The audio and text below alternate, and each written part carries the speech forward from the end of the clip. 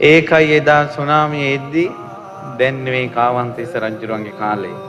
ඒ ගලන ජලය නතර කරගන්න බැරි තැන ගලෙන් නිර්මාණය මවන ලද පිළිමයක් සක්දෙවිඳුන් මුහුද ළඟ තිබ්බා. යන්තාක් වතුරේ ප්‍රතිමාවෙන් එහාට ගියා.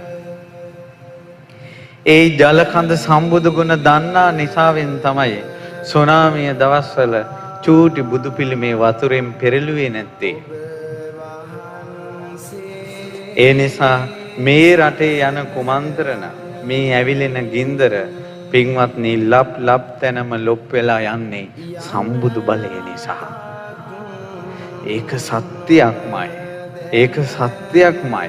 ඉතින් මේ ලංකාව ආක්‍රමණය කළා තියෙනවා පින්වත්නි මේ වෙනකොට 20 ගාණක් ආක්‍රමණිකයෝ සේන ගුත්තික අසීල ඊළඟට කාලිංග මාග එලාර මුලින් එලාර අවුරුදු 44ක් මේකේ මේ ලංකාව අල්ලගෙන සිංහල මිනිහට වද දුන්නා.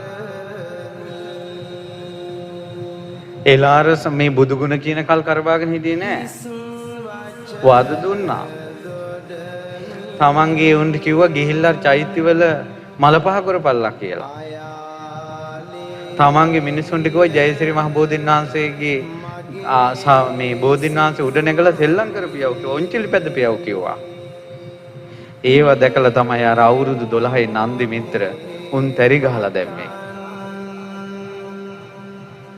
ආන්න ඔය බුද්ධ භූමියේ කෙලසෙන නිසා තමයි රුහුණේ ඉඳලා දුටුගැමුණු රජුරෝ මේ ආක්‍රමණික එලාරව පළවා හැරිය යුද්ධ කරලා සුද්ධ භූමිය බේරගන්න. අවුරුදු 44ක් මේ රටේ සිංහලයෝ පෙළපෙලා ඉඳලාවත් සිංහල ජාතියත් බුද්ධ ශාසනයක් නැති කරන්න බැරි වුණා එලාරට බුද්ධානුභාවය නිසා. ඒතර ඔය අවුරුදු 44 ඉඳලා ඊට පස්සේ දුටුගැමුණු රජුරෝ පහළ වුණානේ. ඔය දුටුගැමුණු රජුරෝ පහළ වෙච්ච කාලේ දුටුගැමුණු රජුරෝ යුද්ධ කළේ සිංහල මිනිස්සුම එකතු කරගෙනනේ. ඒතර ඔය සිංහල මිනිස්සු කලින් හිටියේ නැද්ද? සිංහල මිනිස්සු ටික එකතු කරගෙනම දසමහා යෝධයෝම එකතු කරගෙන තමයි යුද්ධ කළා එලාරව පන්නා හැරියේ. එතකොට මේ මිනිස්සු කලින් හිටියානේ. එතකොට මේ මිනිස්සුන්ට බැරි වුණේ ඇයි එලාරව පන්නන්න? කවුද ඕනන්නේ? කවුද ඕනන්නේ? නායකයෙක්. නායකයෙක් ඕන. ඒ නායකයා තමයි ඉන්නේ උන් එකතු කරගෙන මේක සුද්ධ කරලා දාන්නේ. අදටත් ඉන්නවා සිංහල මිනිස්සු කොන්ද පණ තියෙනවා. සිංහල ලේ තියෙන බෞද්ධකම තියෙන අපේ රටේ පිරිසුදුව තියෙන ලේ තියෙන මිනිස්සු ඉන්නවා. ඒ උන් ටික එකතු කරගන්න එකෙක් ඉන්න ඕන. ඒ අදාළ කෙනා එන්නේ නැති තාක්කල් සිංහලයන්ට නම් බැනුම් අහන්න සිද්ධ වෙවි. අපි පවා බයිනවනේ මේ සිංහලයෝ ගොංගස් කියලා. ඒවට බඳුන් එන්න වෙනවා නායකයෙක් බිහි වෙනකල්. මා මෙසේ සිතුවක්කාරව කියන කතාවක් නෙවෙයි තවත් කතාවක් කියන්න. කාලිංග මාග රට ආක්‍රමණය කළා සිංහල බෞද්ධයන් අල්ලලා අතපය කැපුවා. එක්කෝ සිංහලයෙක් නම් බෞද්ධයෙක් නම් එක්කෝ අතක් නැහැ කකුලක් නැහැ ලංකාවේ. අවුරුදු 21ක් රට පාලනය කළා. අර කොටවල් ටික අත්පා නැති කොටවල් ටික අවුරුදු 21ක් බලාගෙන හිටියා විජයබාහු පෙරකුම්බා කියන නායකයෝ දෙන්න පහළ වෙනකල්.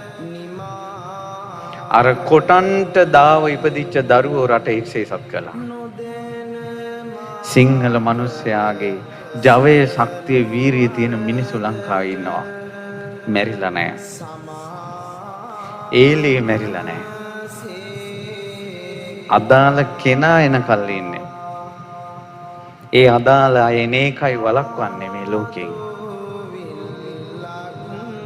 පුදුමයි මේ බුද්ධ ශාසනය. මේ බුද්ධ ශාසනය පුදුමයි කියන්නේ සිංහල ජාතියත් බුද්ධ ශාසනයත් අතර කොච්චර සම්බන්ධයක් තියෙනවද කියනවා නම් ලංකාව එලාරගෙන් ආක්‍රමණය වෙලා තියෙනකොට ලංකාව බේරගන්න ආපු දුටුගැමුණු රජුරෝ කියන්නේ මෛත්‍රී බුද්ධ ශාසනයේ ප්‍රඥාවෙන් අග්‍ර ශ්‍රාවකයා. අනාගතේ මෛත්‍රී බුද්ධ ශාසනයේ තුන් ලෝකෙම මෛත්‍රී බුදුරජාන් වහන්සේ හැරෙනකොට ඉන්න ශ්‍රේෂ්ඨතම පුරුෂයා තමයි මේ රට එක්සේසත් කරපු දුටුගැමුණු රජුරෝ.